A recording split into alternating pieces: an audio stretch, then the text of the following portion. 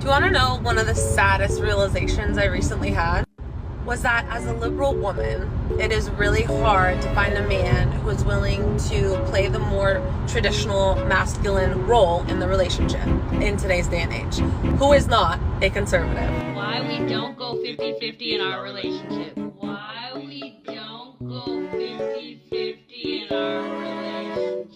I don't believe in 50-50 in my relationship when it comes to finances, but I do believe in 50-50 when it comes to other things like domestic labor and emotional things and all that stuff. So here's a list of things that I don't do for my husband. You all know I don't do his laundry. He can do that himself. I do my laundry and we do the kids' laundry. He does his own. I don't cook dinner. He cooks dinner every single night. I do breakfast and lunch for us and our kiddos. I don't pack him a lunch. And he's hungry, he'll figure out he's making lunch the same way that I do. I don't make his doctor's appointments because guess what? He's not making mine. Because he's not my God. Because one guy dying isn't going to ruin the rest of my life. Because one bad thing isn't going to ruin you either.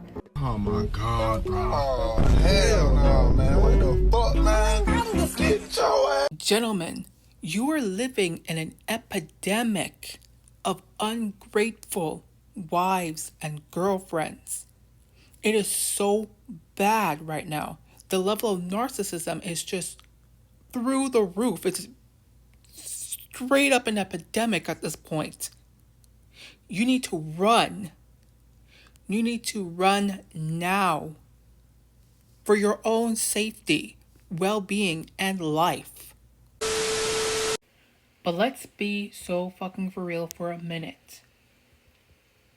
The amount of girlfriends, wives, and women who are seeking relationships in general, being this overly egotistical, self-centered, selfish, inconsiderate, uncaring, callous, manipulative, unempathetic, narcissistic, delusional. The list can go on. Like, just full blown, like, out in the open, just this horrible, like, blatantly pieces of shit people. Like, without a slight ounce, a iota of shame. It's just unbelievable. And stay tuned because I'm going to make another video talking more about like wives and the amount of videos I've seen of women who are married and who are essentially just excessively complaining, making first world problems types of complaints over. Stay tuned to that. I'm going to make another video soon on that. But like the fact that these women are just so proud to be this terrible in the internet and they get so much support for it and it's so normalized, it's very astounding.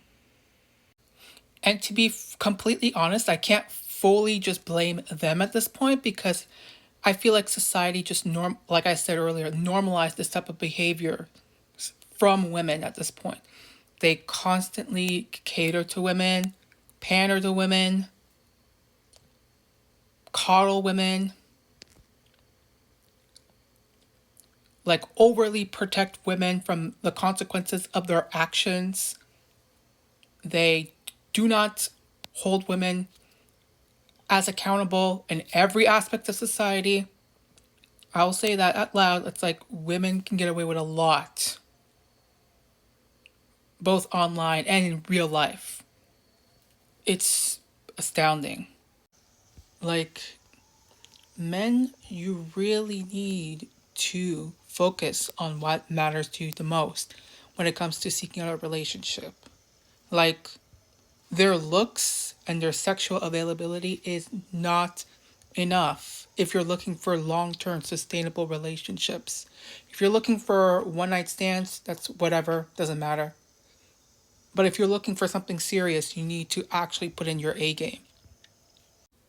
This is why I say that discernment is key for both men and women, because you can't just shack up with anybody if you're really looking for something long term. Like, you gotta really get to know the person and pay attention to how they act and how they behave, not just towards you, but towards the people around them, especially the people closest to them.